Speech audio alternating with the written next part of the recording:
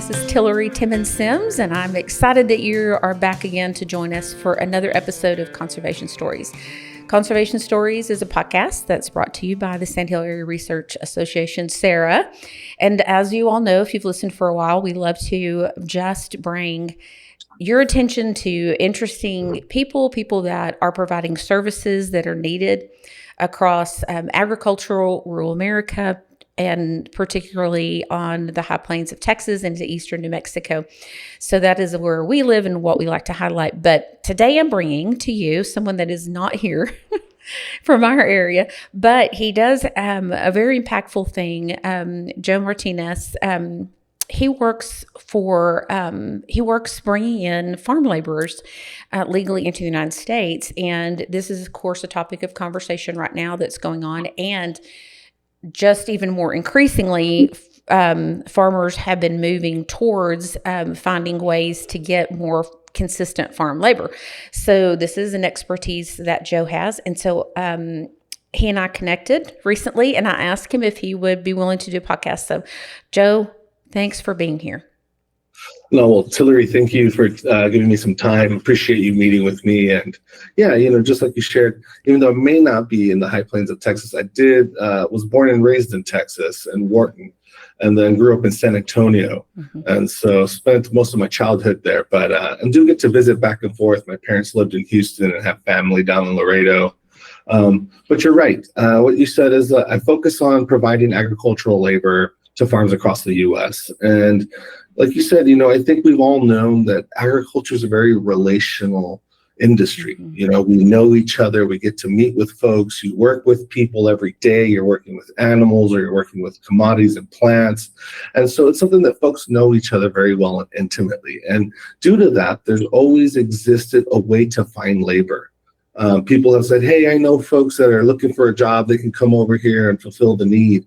And I think as we started to recognize, I think part of the work that led me to this is I was figuring out how is it that folks are provided labor? How does the flow of migration work?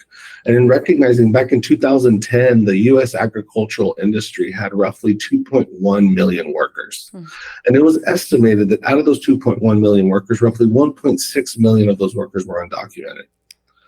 So it's an industry, right, that's heavily predicated on folks that are looking for a need. Sometimes it's temporary. Sometimes it's a little longer lasting. Folks tend to migrate on where the need is, right, with the seasons and the crop rotation. And so what we've noticed over the last decade, right, with the push of E-Verify, and now with this current administration and the immigration raids that are happening, is there's a need for a viable pathway to be able to fulfill your labor needs. Mm-hmm. And in recognizing that this process is now being pushed to being formalized. And I think there's a couple factors here, right? It's not just simply that, we want to, professionalize and formalize the industry. It's that costs are going up. Mm-hmm. It's more expensive to be able to maintain your agricultural production.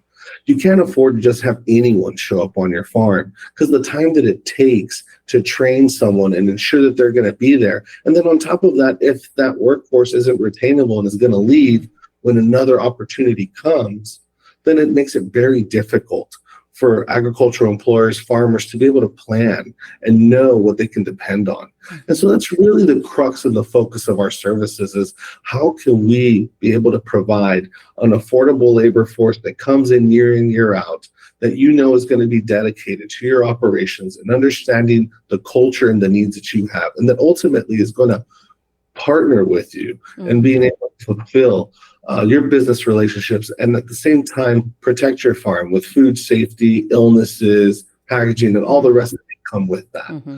So, before I go more in depth, that's kind of the work that I've been focused at and that we've been doing here at Cierto over the last decade. So tell us about the company, the name of your company, and how it is set up. So we're a nonprofit organization. So we got started, like I said, back in 2010. I kind of got into agriculture straight out of college, kind of trying to figure out, really focusing on the labor force. How can we provide an added value to folks? Mm-hmm. One of the things that we all recognize is that the visas that I focus on providing, which are H-2A, H-2B, TN visas. And just to give a little background here, those are visas that are created by the Department of Labor. Okay. And the H-2A visa is specifically created to fulfill agricultural labor needs. So you as a farmer, if you ever needed folks and you're saying, hey, I'm really having a hard time, I can't find anyone to come. I don't, and usually the formal process is that you may have like a farm manager and you might ask them, hey, do you know where there's some folks and they're having a hard time? Then you go and seek out a third party that can help you and find those folks. And what we do is we work with you to be able to file your petition with the state, the Department of Labor, and with USCIS or Immigration Services.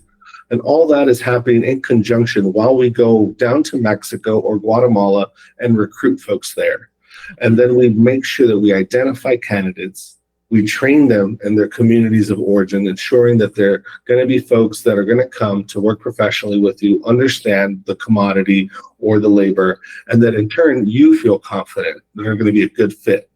And so while all this whole process that can roughly take anywhere from 90 to 120 days is kind of the process that we kind of take care of. And just to give you a little background, this program was started in the mid-'80s. And so the H-2A program has not been reformed since then. And so when it was kind of created to be your last ditch effort to fulfill your labor needs.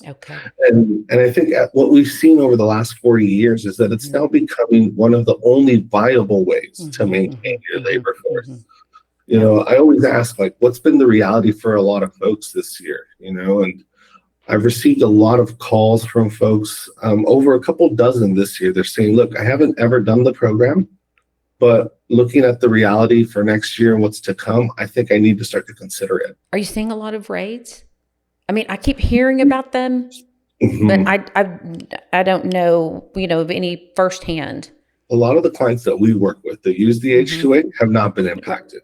Yeah, and I think that makes sense, right? I mean, they're going to say, why are we going to go to a farm? Now, I am aware of a few farms down in California, in Southern California, close to the LA area, in Oxnard and Camarillo, where, yes, the raids did happen there. And I think that there's been a concerted effort in trying to, you know, kind of start in areas, I think, that have been felt as being the most contentious towards the administration, right? Because, you know, I just moved to California in February. Before that, I lived in Washington State as well. And up there too, you know, I think folks felt like there hasn't been that big of a movement. And so I feel like what we've seen in California has been a lot more of kind of these presentations of like, hey, this is what's going to happen. This is what could happen if you're not trying to use the right avenues. Okay. Interesting. Yeah.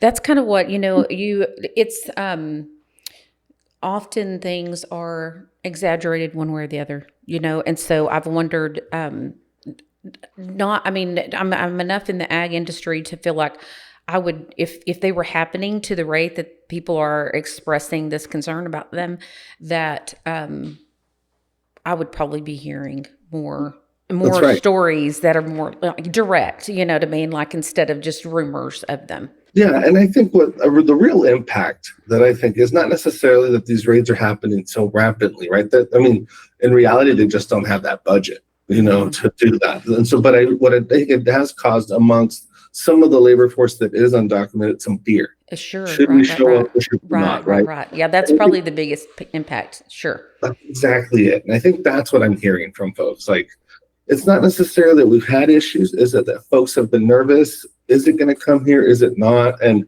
quite frankly, it's tough to give assurances around that. And so I think that's where I've been led to explore what this program would look like for a lot of folks. What I've seen here, we do have some crops that require a lot of labor. Pumpkins and watermelons are the two that come to mind right off the bat. But a lot of what we need is, you know, people that are here year round, that are more skilled, that know how to drive a tractor, or that you can trust to like say, hey, take that into the shop and repair, you know, XYZ or whatever, you know. So, and those have been traditionally, like a lot of times it'd be the same family, you know, your family is connected to another family, and that those families have worked together, you know, sometimes multi-generation, you know, and so some of that is starting to go away. And I think that's a sign of progress on the part of those families. They've been here long enough that they're, because it's generally those first immigrant generations, or, it's migrants or the very poor that are taking those jobs. And so as they begin to rise out of poverty and generations become, education becomes available to them. So then we're looking to shift of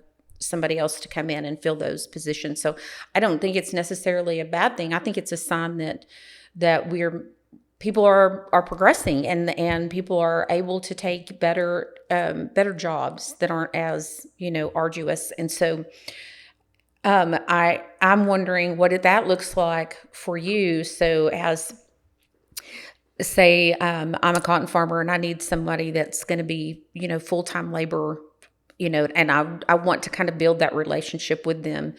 Is that possible through the type of work visas that you help people acquire? No, that's a great question, Tillery. And I myself, being son of immigrants, right? It's like, you want to get educated, and and this is the thing, right? Just to touch a little bit on this is, most folks think, oh, well, you want to improve and get out of where you started, right? And kind of do more that you can. And, I think the reality here is that you're right. That is a sign of progress. That's the American dream for most folks, more opportunity. And I think that's what we want to be able to continuously provide.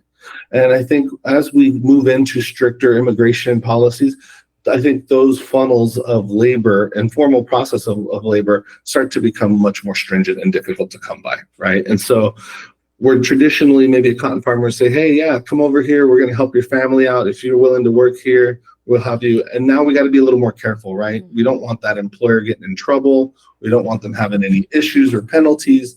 And so what our visa does provide is the ability to have someone who's going to come in and year out, dedicated to your operation. And what we aim to do is facilitate a relationship. So when we go down to Mexico or Guatemala or Honduras and identify these folks, what we really do is we go through a training process. What's the visa? Who's the company? What's the relationship you're building? And then we finish with this one segment called a life plan. And so what we see there is, it's tough for me to say that the H-2A visa is considered a non-skilled labor force. We all know that farmers cannot afford to have anyone that doesn't know. Right. Yes. Right. That's right. And so what we really provide are folks that understand that and that are ready to work and be professionals. And what we're trying to show folks is that workers that are recruited are professionalized workforce, and they could come. And so we actually have examples of, farm workers that we've recruited from Mexico that have been working with the same company now for 8 years. Not only have they been able to grow with the company, they now become farm managers, they become foremans. They're able to move into others to become tractor drivers, mechanics, like you said.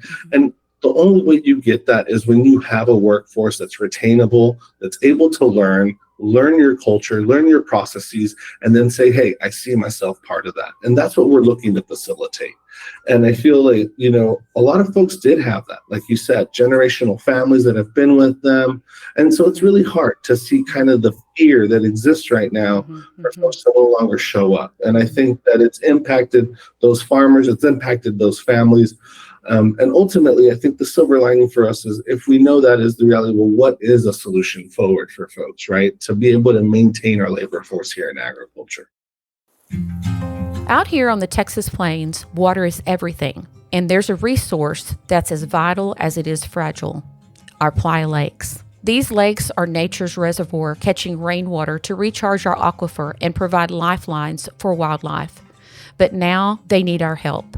In collaboration with the Texas Playa Lakes Conservation Initiative and the Cargill Global Water Challenge, Sarah has started the Our Legacy is Tomorrow's Water initiative to inspire and work with landowners to restore and protect our playa lakes. Each playa we save helps secure a sustainable water future for the generations that will be coming after us.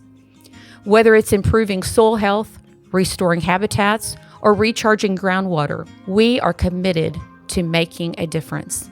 Together, we can build a legacy that we can all be proud of. To learn how you can join in, visit the Playa Lakes Restoration Initiative page on the Sarah website.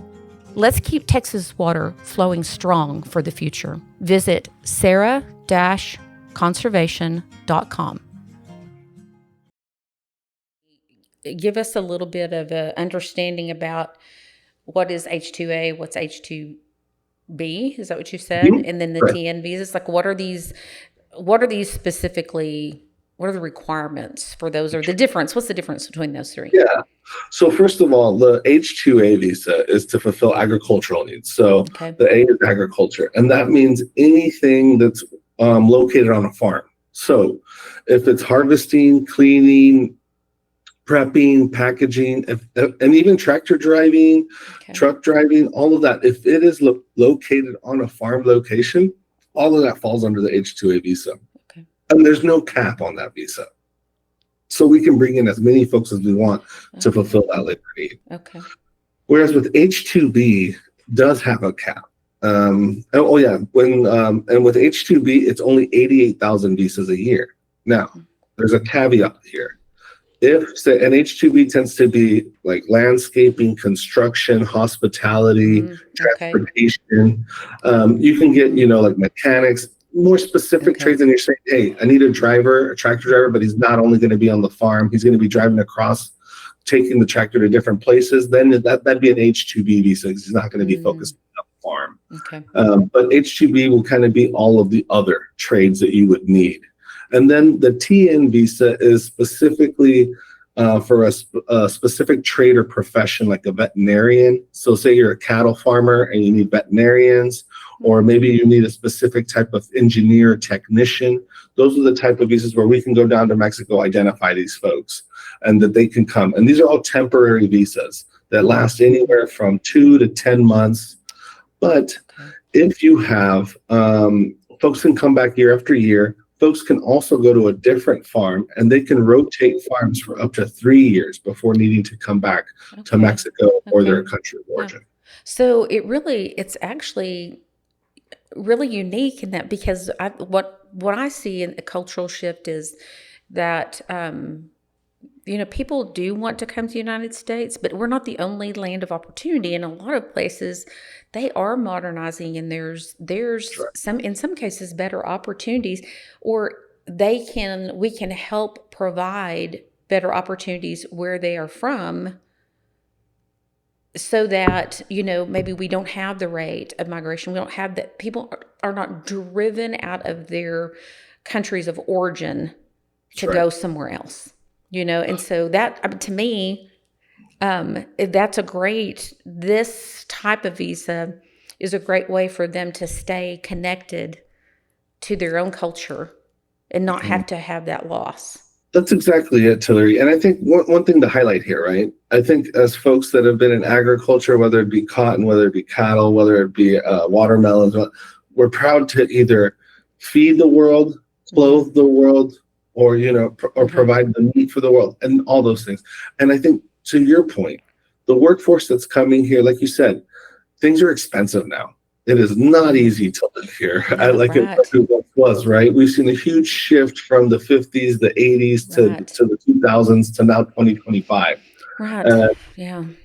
And I think you're right. When folks come here to work on a temporary visa, they end up going back home. And in Mexico, that can be anywhere from 8 to 10 times more money than they would make in Mexico. If it's in Guatemala, it's anywhere from 11 to 13 times more. So that money goes much further, and that investment goes much further.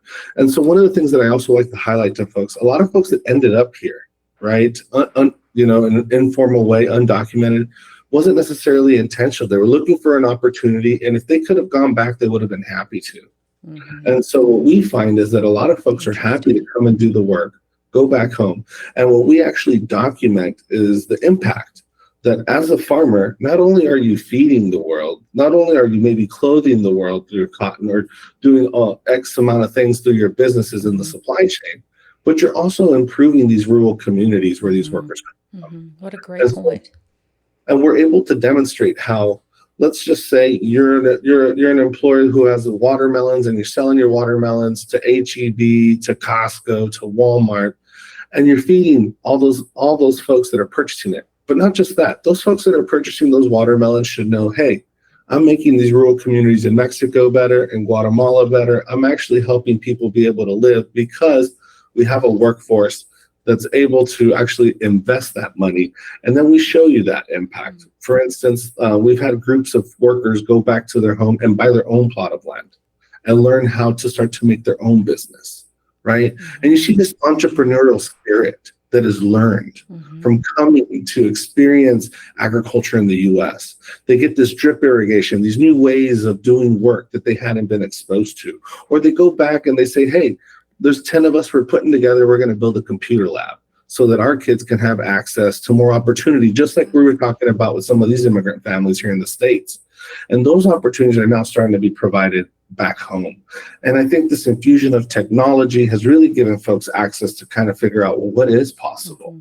And so with that, I think that's also what's pushing, I think, for us to have a more formal process. Now that we do have ways to communicate more effectively, I think it's almost near impossible for you to meet any farm worker or farmer who doesn't have a smartphone these days. Now, whether we want to use it is another thing, right? But it's there, right? And I think it's starting to become something that we all use. And so it's like, how do we use those tools, the new reality that we're seeing with our workforce, to make a solution that's a win-win for everyone?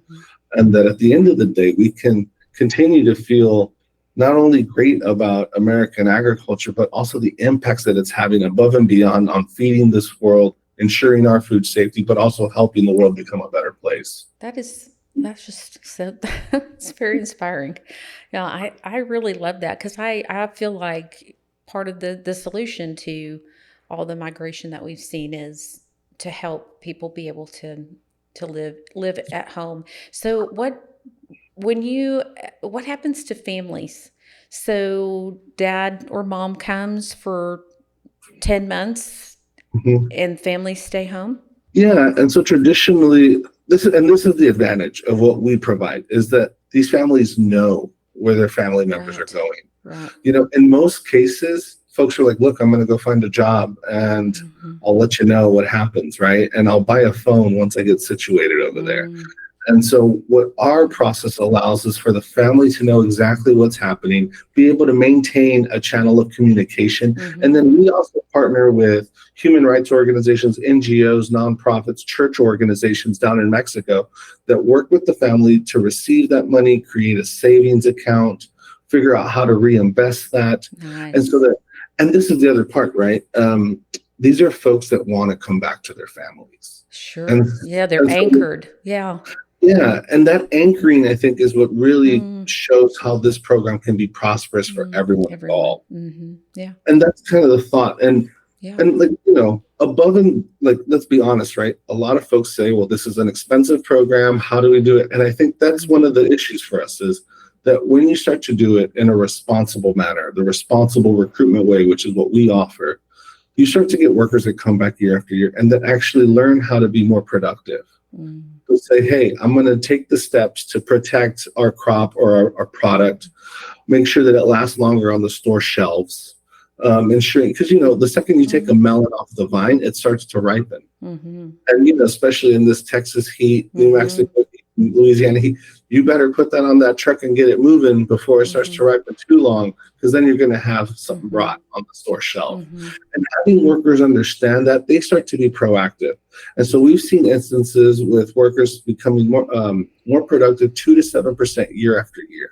Well, and two, when they want to be able to continue to come back, so they have a vested interest in that farm doing well.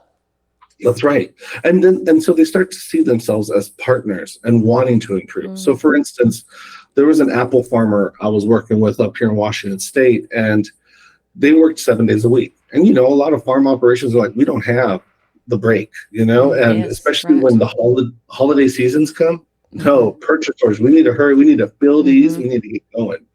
And so what we did is we created a module on the supply chain to help these workers understand when the pressure comes, when there's a retailer, there's a business, there might be a brand that is waiting for you to ship that product. And the second we're late and we're delayed, puts in jeopardy our opportunity to get that contract again.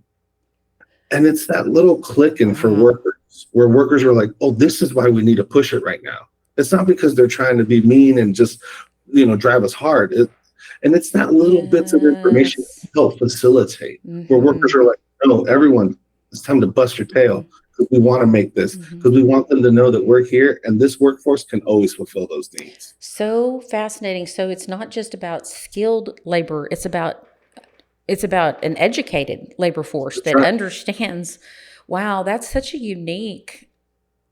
That's really a unique thing that you're doing there. Well, and Tilly, quite frankly, if you as an employer are going to invest in this, I want to give you the best possible solution. And I Yeah. think Mm-hmm. what's existed in the past was it's kind of we're slowly moving into this. Retailers now need more due diligence. They need to ensure that things are Yes. done well. Right. And Yeah. one thing with this administration, he's saying, hey, I'm not going to get in the way of business. You guys know how to manage your business. And so I think there's been a lot of push now to say, hey, we're going to do this internally. We want to do things right. We want to be able to sell globally, right? And to sell in the global markets, you need to be in compliance. And I think that's what we afford. Is there any potential for there to be collaboration across because what I see happens so often is that the corporation, I know a watermelon farmer who's like, if Walmart will turn away a semi if there's a fly in it of watermelons, and so you're going to take what I know we contracted at X per pound, but things have changed. And if you don't take 25 cents less, then we're just not going to buy it at all, And so what I'm wondering is, are there corporations that are more than about just the profit, but are maybe having this push from their investors to, that they would actually be able to invest and offset some of that cost that farmers, because that's the other thing we're going to go into is, what would prevent people. So that's right. Are you seeing some corporations saying, hey, and we know that labor is an issue. We've got to have a guaranteed supply. We're going to help cover some of that cost. That's exactly it, right? And I think that's been the challenge, right? What are the market signals that say, hey, if I make this investment, I'm not shooting myself in the foot as an employer, as a grower, as a farmer. Yeah. Right. And so I've actually been working with Walmart, Costco, Kroger, McDonald's companies, and the International Fresh Produce Association. They came out with this thing called the Ethical Charter in 2018. And this was one of exactly what you just said. We want to improve. It's not just about profits. It's also about, land conservation. It's about workforce conservation, about treating folks, making sure everything's done with dignity and that's improving things. Right. And so in 2018, they spent a few years, obviously COVID hit, that slowed everything down. And in about 2023, they came out with this ethical charter implementation platform. And so there's now a way where vendors, growers can sign up onto this platform and say the things that they are doing. And the intention here is that, let's just say, right, there is a fly in this, in the truck, and they cancel it. One of the things, or the 25-cent bargaining, that shift in negotiation hopefully starts to change now, because I have an added value for you as a vendor. I not only am doing my food safety compliance, I also now am complying with my labor force and recruitment. I'm complying with my environmental standards, and I'm able to prove it. And I think that in turn is supposed to build a stronger business relationship where vendors, or I would say retailers, can say, hey, I can trust this company. Well, more. and not only that, so not only are retailers in a scenario when they're buying produce from a grower that's partnering with you, not only are they getting, that produce that's going to be it's going to be guaranteed to get that to them in a timely fashion because they've got this workforce, but also they're investing in another country. They're investing in the lives and the livelihoods of the families that are left behind in that community. So it's a way good story for them. They're not just getting their produce, they're actually getting a marketing story and what if their investors are still looking at what they would call ESG, those, social, like how are we rated on that? How are we doing about, I would say, in advancing human flourishing. That's right. If they're still getting rated on that and their investors care, which most large corporations, that is something that they're interested in. They know they're going to be held accountable. Man, they're getting way more than just a product. No, and you're right there, Tillery. So, like, just to give you a little background, right? In 2010, The Guardian came out with an article about the shrimp industry and the rampant slave trade that exists in that, right? And because there's folks that come from Myanmar, Thailand, that go onto boats, their passports are confiscated, and that these shipping freights are filled with workers in this reality. And then I think in 2014, there was also an article out of the LA Times with the tomato industry in northern Mexico. And so there's been these investigations of, like, there's obviously labor issues, right? And so this has put the pressure on retailers to prove that they're doing more. And I think that that's exactly to your point, right? I've been working over the last decade and a half, engaging with them, the same. And when I first started around 2012, 14, they were like, marketing folks just don't want to know who's touching their food, right? Like, the marketing folks said, we don't want to promote folks touching your food. You don't want to go to the grocery store and think about all the hands that have touched your food. But we know it took folks to harvest that food. We are educated enough to know, the consumer knows. And so I think that we've seen a shift over now into the 2020s. Let's highlight the people that are actually harvesting this food. So it has spread an opportunity, I think, like you said, for marketing, for impact, to demonstrate that we're all much more connected in this world than we like to think about. And that all those little connections do have an impact. And so I think part of the work for us is, how do we help create that story, show you the positive impacts, and when things are done right, responsibly, in compliance with communities of origin as well as destination, with ag, you actually have a flourishing ground here for everyone to be able to benefit. And I think those stories of impact are going to be immense, and they're great. Right. And we're able to demonstrate that after a decade of doing this work. So it did take us some years to be able to say, hey, it's real. Is this economically feasible? Can it be? And yeah, I think we've demonstrated that we can do this at a very well market rate that's competitive with others, and incorporate technology that helps even streamline it further. Today's episode is brought to you by Evan Stone with Clear Rock Farm and Ranch, part of the Clear Rock Realty Group in Lubbock, Texas. Evan understands West Texas land, agriculture, and what it takes to buy and sell farms and ranches in our unique region. If you're ready to make your next move, trust someone who knows the lay of the land. Visit Evan at clearrockrealty.com, serving Lubbock and the surrounding communities. Clear Rock Farms and Ranch, your partner on the plains.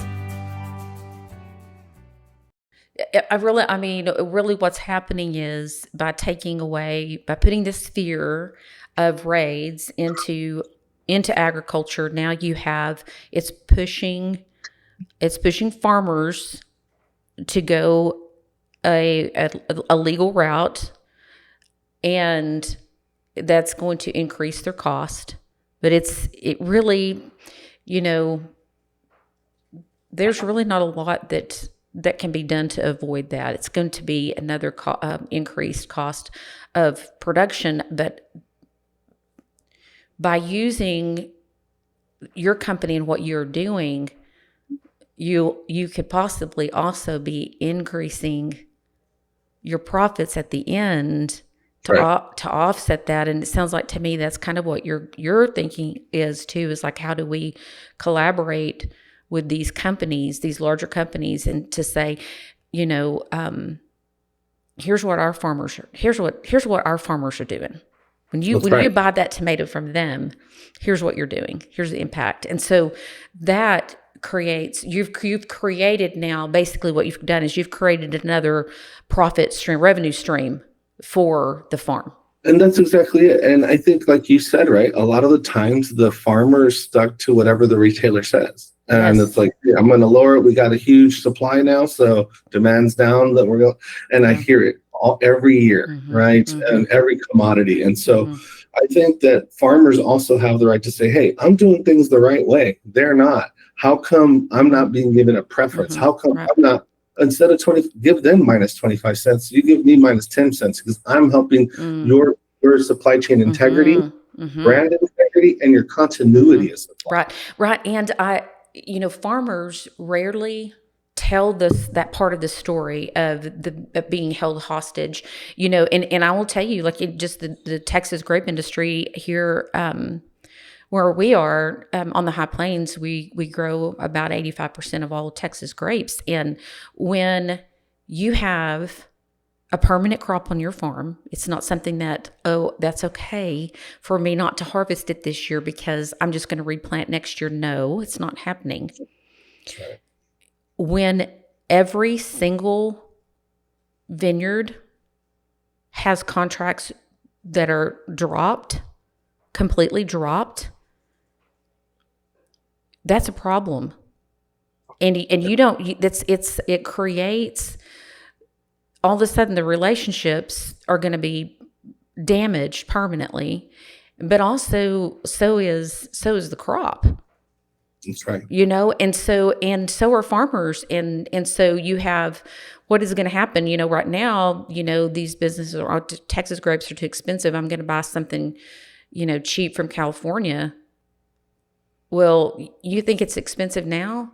Wait till half of our grape growers go out of business. That's exactly it, and I think the reality is the ripple effects that has on rural America and the communities and the jobs that affords to folks, right? And so I think more than ever, right, my hope and intention would be that we look to improve these programs, because I still think they're very heavily bureaucratic, a lot of red tape, which is what we want to facilitate. And at a minimum, if you are going to do this, let this be a worthwhile investment for you, where it's like, not only are you paying this because you have to, but now you're doing it because there's a value add. And that's what we want to demonstrate, because there's other folks out there that are going to cut corners. Right. You just have to be careful with that. You know? Right. Yeah. Well, and one of the things that's different about H-2A is, like, generally, if migrant workers come in and they're undocumented, they're vulnerable, and so they can be easily taken advantage of. And so folks that are unscrupulous, will underpay and, not pay any attention to, it's like, none of what you do is any of my business. Just show up for work, and then I'm going to just pay you the minimum. And that can still happen. There are people out there that do that. With H-2A, you're being held accountable for not just paying them. You also have to provide certain things for them to ensure their well-being while they are under your care. That's right. So that goes along with the visa. With H-2A, you do provide housing, transportation to do the job, right? And so we help facilitate all of that. We help support in building all that, identifying housing, identifying transportation, making sure, or at a minimum, working with your operations to figure out what is it that you need. What's the time frame, and is it plausible for you to be able to enter into it? And so we try to make it as easy as possible for you to have ownership of the program and be a part of it. And then with H-2B, which tends to be trades that pay a little higher, that's why, they're not required to provide housing. The fact that you're going to be a tractor driver, a mechanic, you're going to be paying a little more. Therefore, have the opportunity to kind of instill in the community. We still ask employers to support, and the same with TN visas, right? That tends to be more of a profession. Right. So People are getting paid enough to provide their own housing, but a lot of times people are getting paid minimum wage, or farm labor wages. They can't afford a house and a car and transportation. So that's really important. Well, and that to me is another opportunity there for, organizations that, and for example, like, I know that there was a company in Europe that approached a peanut facility in Texas and wanted to work with them, like, oh, we're going to do some kind of, we'll buy all the peanuts from you, but in exchange, we want you to do something to give us the social justice. Sorry, I'm trying to figure out how to explain this. So they wanted them to unionize their workers. And of course, that is not something in rural America. You talk about not knowing your audience, and plus also, like, what? It just was so bizarre out there, but my thinking was, hey, how can you go back to them and say, that's just not something that's even feasible? Mhm. But I'll tell you something that is feasible is all these people, they need health care. That's right. So if you guys will invest in a clinic, then awesome, we'll go from there. And so to me, it's like what this company came and was asking for the person that they want to buy their peanuts from to take the hit, to take a finance, you know what I'm saying? Like, we want you to take a risk of financial hit in order for us to have a story, and then we'll buy all of your peanuts. But everybody knows well and good that, until it's 25, cents more than anywhere else, and then you're going to go somewhere else. We know what's going to happen. That's exactly it. And I think that's it, right? That's the ebb and flow of like you said, ESG, right? Mm-hmm. Environmental sustainability and governance. Like, how do we manage these expectations? And not just that, as an employer, like you said earlier, right? It's the minimum wage. Yeah. And I think that minimum wage is very impactful for a lot of these workers that do come through the program responsibly. And as a farmer, you have so much on your plate. So we do want to bring you a labor force that's packaged nicely, that's ready to engage and go. And so that you have other things to worry about. And I think that one of the realities is that we need to make things more cost effective for farmers if we want agriculture to continue to prosper in the United States. Exactly. But, I'll say I'm excited at the fact that over the last decade and a half, I've been able to create a solution that I think is real, it's viable, that folks are starting to see more and more of value throughout the whole supply chain. And I just appreciate you taking the time to reach out and share with me so that I can share a little more our story. And at the end of the day, we want to fulfill our dreams. And everyone else does too. And so how can we support each other in doing that? Whether it's feeding America, clothing America, or providing the labor force that's necessary, we all have a part to play.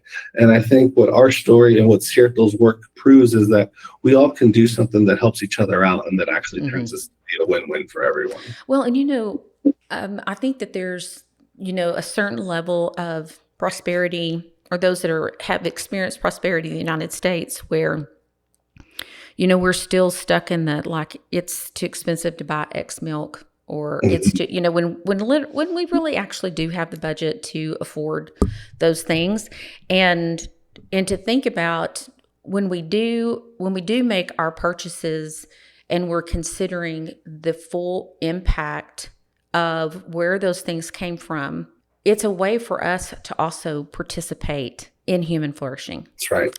Like, it's a way for us to also give back.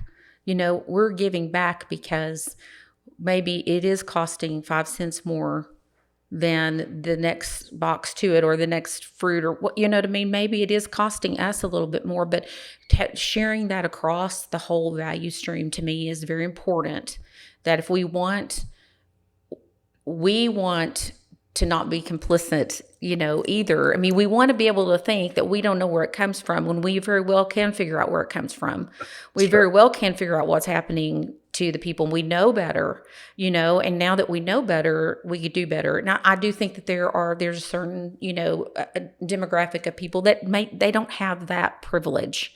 But for me, I do have that privilege, and so I can make, some choices based on those kind of things. And I think that's a way that our listeners can participate too, is, find out, hey, maybe it's not just about what was sprayed on it. Maybe it was about when it was sprayed and who was in the field in 6 hours afterwards. You know what I mean? Like, maybe that's more important than the fact that by the time you get it, whatever was sprayed on it has had time to evaporate and be gone, But the worker was still exposed, and I'm not saying that's I know that's happening in other countries, not necessarily in the United States, so there's other implications. But I'm grateful for what you're doing, and super excited. I hope that we're going to leave all your contact information. And I'd love to be able to, do some links for you and stuff, so that people can connect. We don't have a lot of, the type of labor I think that you're necessarily, but we do have we have a lot of things going on around here that people may be able to benefit from, and I appreciate it. I'm excited. I'm excited for people to know about the work you do, and like I said at the beginning, it's like you're not here, but it's impactful. It's really impactful all over the United States. So before we go, one more question. That's right. Two more questions for you, actually. Yeah. One is, what are you seeing in way of potential reform? And is there enough cooperation across the aisle to get some needed reform? Real quick to that question, there's folks that are putting suggestions out there, actually representative in Southern Texas that's kind of saying, hey, we'd like to see a new program. I do feel that there is agreement from both sides on a need for reform. Mm-hmm. There's been this thing called the Farm Worker Modernization Act that's been in play for a number of years. Both sides agree to it, right? Mm-hmm. It's just getting those votes in Congress. And I think that continues to be somewhat of a challenge, but there's also been the thought of, should we streamline the process, right? Mm-hmm. Make it all go through just one office instead of three. So there's a lot of ideas. Yes, right? When you hear that, you're like, that makes sense. Why wouldn't we do that? Right. And in this administration, I think you could really get somewhere because that's something that's, valuable. That's something that they value is less bureaucracy. And so surely that could make some, headway. Yeah. And quite frankly, it allows services such as myself that are business to flourish, right? Mm-hmm. And I think, and it pushes the onus on each other for us to work to each other to create solutions. And, I like the opportunities that are coming and you got to prove it. You got to show, hey, this business is worth it. It's not just something to do. Last question. Tell us about somebody that you think the audience should know about. I'm going to share a story about this individual. He's our Mexico director, Axel Garcia. So he's someone that I met early on in my work. I spent a lot of time in Mexico interviewing families. I interviewed over 600 families in 10 different states to figure out how did folks migrate and to get an understanding before I started this work in this company. And he was someone that I met who was creating protocols to protect folks that were trafficked. And he would create all of these protocols to be able to protect them and their families to not be exposed again and re-victimized. And I shared with him the work that I was doing. And he jumped at the opportunity, and he now works with me. He leads our Mexico team. And he goes, one of the things that I love most about the work that we do is that I now can offer an alternative to folks and saying, don't fall prey to informal recruiters that a lot of time can be associated with organized crime, cartels. And I always think of his story when I'm feeling the dumps, I'm dealing with the budget, I'm dealing with cash flow, I'm dealing with any issue, and I go, hey, what we're really doing here is offering an opportunity to improve the lives for folks that maybe didn't have the opportunities before. And that centers me and grounds me again. And I just remind the work that Axel's done to kind of help improve these rural communities down in Mexico, how we can do this together. And I just think it's a wonderful story to hear about someone who's dedicated their life to trying to protect people and now no longer having to worry about just protecting them, being able to offer a solution. Wow. And I think we all feel tied to that. We all want to be able to offer solutions. And I'm very proud and happy to have a strong relationship with him and for us to be connected and offering this solution to a lot of folks today. That's great. That's a great story. Thank you so much, Joe, for being here. And thank you for what you're doing. No, I appreciate it, Tillery. And I appreciate it. And at a minimum, I love educating folks and letting them know about this. So I appreciate you taking the time, and I hope you have a wonderful day. And thank you so much. Thanks. And thanks, friends, for joining us. And this is really valuable information if you eat food. I mean, it really is impactful to all of us. And it's something that you need to be aware of. It's an issue that farms have been directly impacted by for, decades and decades. As long as we've been farming in the United States, it's been an issue. So it's something that I think we're coming to a good solution, moving towards a good solution. But once again, the impact on the farms will always be the cost. So I want wanted you to hear from Joe, and I'm glad that you joined us. And we will be putting all the links up for you, and I hope that you'll take some time to investigate. And if you're looking for laborers, get a hold of Joe. Thanks, friends. We'll see you next time.